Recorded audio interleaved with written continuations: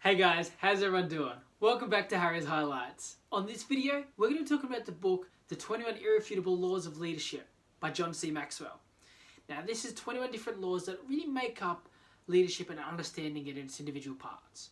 So, what I want to do is focus on each law individually. So, this video is going to be about the law of solid ground, which is law number 6.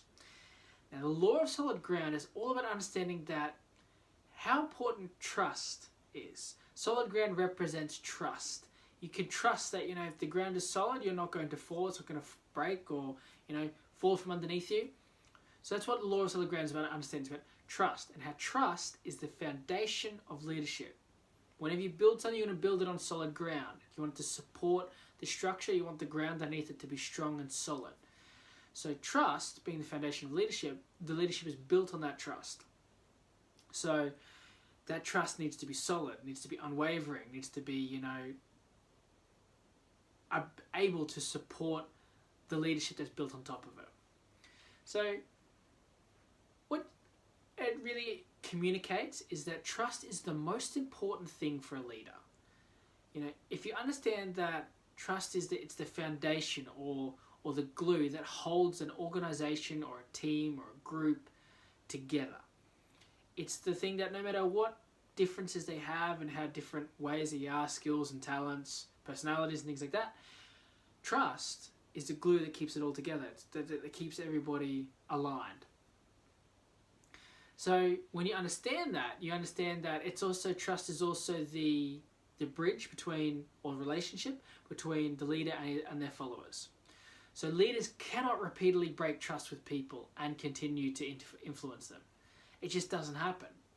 Because you'd be constantly breaking that bridge, repairing it, breaking the bridge, repairing it, where they'd get to a point where they would no longer trust walking across that bridge. Anything you do for a long enough period of time, whether it be good or bad, you'll develop an opinion of it. You develop a reaction to it. Your leader keeps breaking trust with you. You're going to close yourself off from allowing yourself to be influenced by them. So when you take that into account and you really think about that, you can understand that, how important it is to admit mistakes. For example, your followers, they need to be able to trust that when you make a mistake, that you're going to admit it. Your people know when you make mistakes. The real question is whether you're going to fess up. Because if you do, you can often regain their trust. They understand that, things happen, especially if you're still growing, if you're still learning. They understand that not everyone's going to make every, 100 out of 100 decisions right. There's going to be times you make the wrong decision. But the difference with saying that, that didn't happen and, I made a mistake, taking responsibility, is the difference between whether that trust is strengthened or weakened. So when you realize that and you understand that in its entirety, you realize you can't take shortcuts with your people, no matter how long you've been leading them. So you can't just, negate something or neglect or dismiss something just because it's going to be faster. And because you made a lot of great decisions in the past, that doesn't mean that all of a sudden now you can just start to take shortcuts and take detours and make decisions around other people. That'll break their trust. They'll feel like, but this is how you've always done things. This is the pattern. This is what's been predictable. And now you're not doing it. So when you can understand that, you can understand the importance of why it's important to remain consistent. So a lot of people, might ask, but then how does a leader build trust? And it's simply by consistently exemplifying competence, connection, and character. You have to understand that those three things, the competence is all to do with, exemplifying is showing the example of. So competence, just that you're able to produce consistent, good decisions. Connection is that to do that you can maintain a positive relationship with your followers. And character is to do with the predictability of an integrity of what makes you you, why you are the leader. Your character sort of shows that in this situation this is how you act. In this situation this is how you probably respond.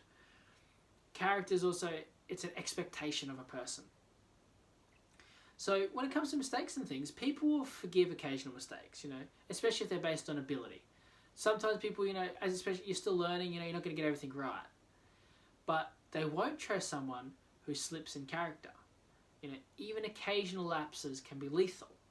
if you say you're going to do this and then all of a sudden you don't do it anymore, or for just whatever reason, just laziness, or because you just don't feel like it, or just because it's too much effort, you're trying to take a shortcut, that lapse in character, that lapse in expectation can sometimes be lethal when it comes to the relationship between you and your followers.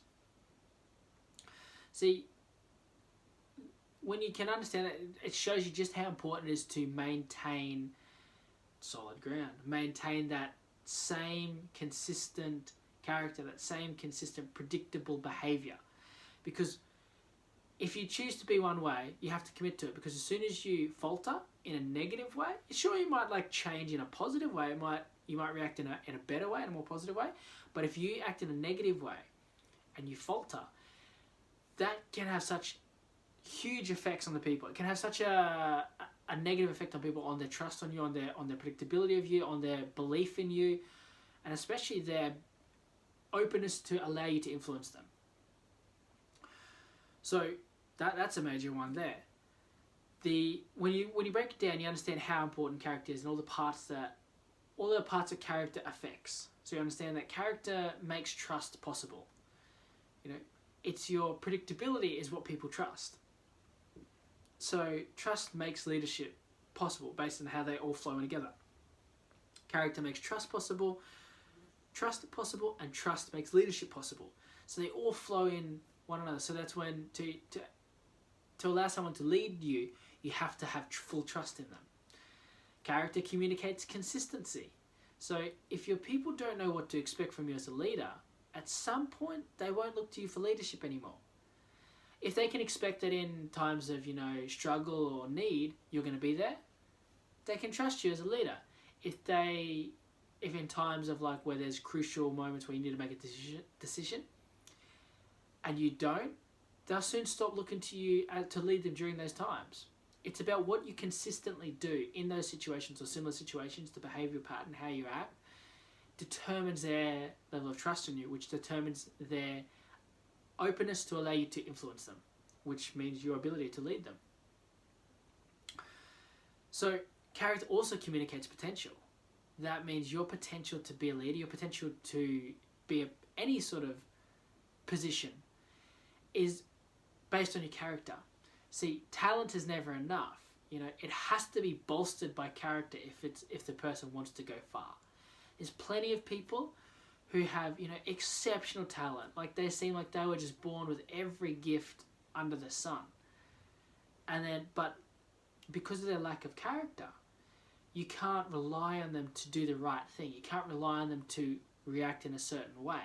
So their potential is capped, it's restricted, which is incredibly frustrating, because if you put those two things together, you'd have an amazing leader. Someone with exceptional talent and exceptional character means they would become an exceptional leader with an exceptionally effective leader. So it also then it understands that for you to go far, you need to have solid character. Second thing there is that understanding character communicates respect. So respect is absolutely essential for lasting leadership. You earn respect by making sound decisions, admitting those mistakes, and by putting your followers' needs above your own. People can respect that when you're trying to make them better, when you're trying to make decisions based on their benefit, not yours. People respect that because they realize that you understand you're in that position because of the people that follow you. So by you investing in them, they want to reinvest in you. So when it all comes together, you understand then that trust is the foundation of leadership. So if you violate the law of solid ground, you'll diminish your influence as a leader. Everything sort of flows together with that one, and that is the law of solid ground. It's that you trust the ground under your feet, just as trust is the foundation or the ground under what leadership is built upon. So to summarize quickly, when you understand that trust is the most important thing for a leader, you understand it's the glue that holds everything together.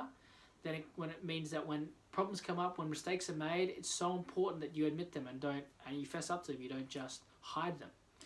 You have to then understand that you can't take shortcuts with people. You always need to make sure that you're doing the right thing by them and not doing things just because of urgency or pressure.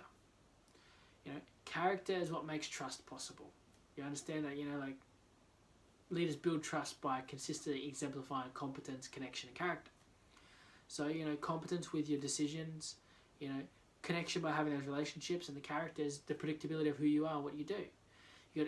The character also communicates the potential, your ability, how far you can go. Character communicates your respect, so how much people, value you.